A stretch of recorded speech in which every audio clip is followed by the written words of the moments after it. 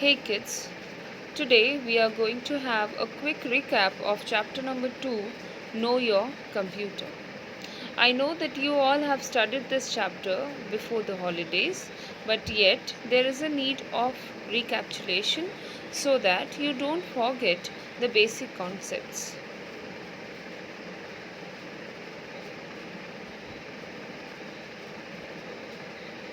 The major components of a computer include input devices, output devices, and the central processing unit, or as you call the CPU.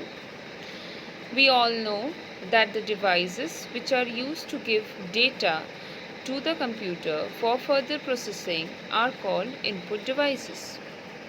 The CPU is the brain of the computer and is responsible for the processing of the data, whereas the output devices are the ones which provide the user with the processed data, which is also called information.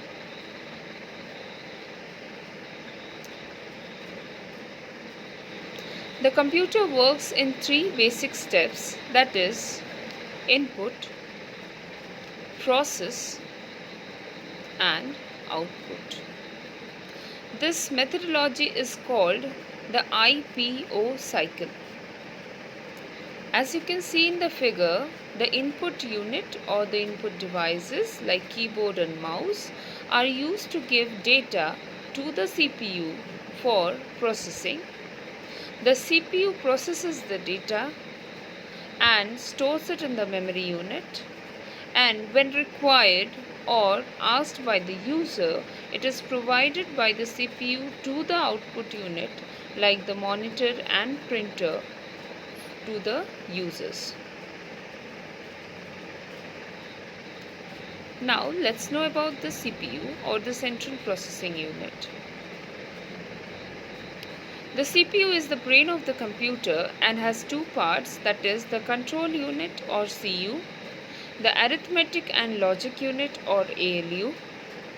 The control unit governs the entire working of the computer, whereas the ALU is responsible for taking logical decisions and also performs arithmetic operations like addition, subtraction, multiplication, division, etc.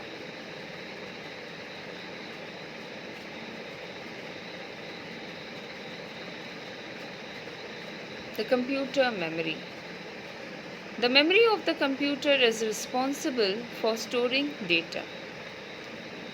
It is of two types, the primary memory and the secondary memory.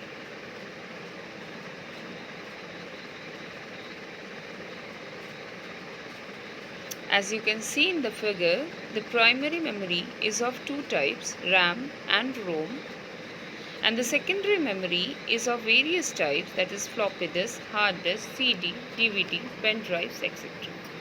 The RAM is further divided into two types, that is SRAM and DRAM, whereas the ROM is divided into three types, that is ROM, EEPROM and EEPROM.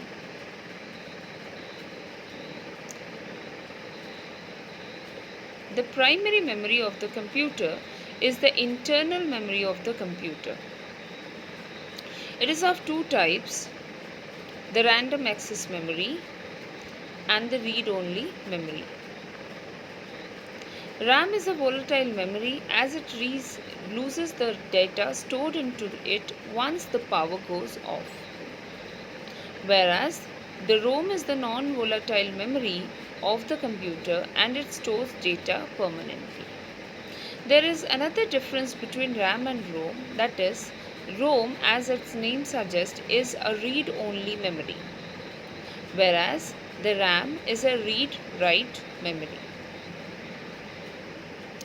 Next comes the secondary memory. The secondary memory is the external memory of the computer, and they are permanent and persistent memory devices. They are also of two types, fixed devices, that is the hard disk, the CD or DVD drives, the removable devices or You can say they are pen drives, Blu-ray discs, etc. You must be thinking, though the computer have a primary memory, why it needs a secondary memory device? It is because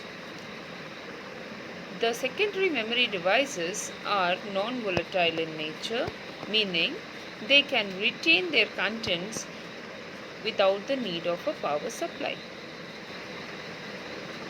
They also have a large storage capacity needed to store the operating system and all the programs and files needed by a modern computer system.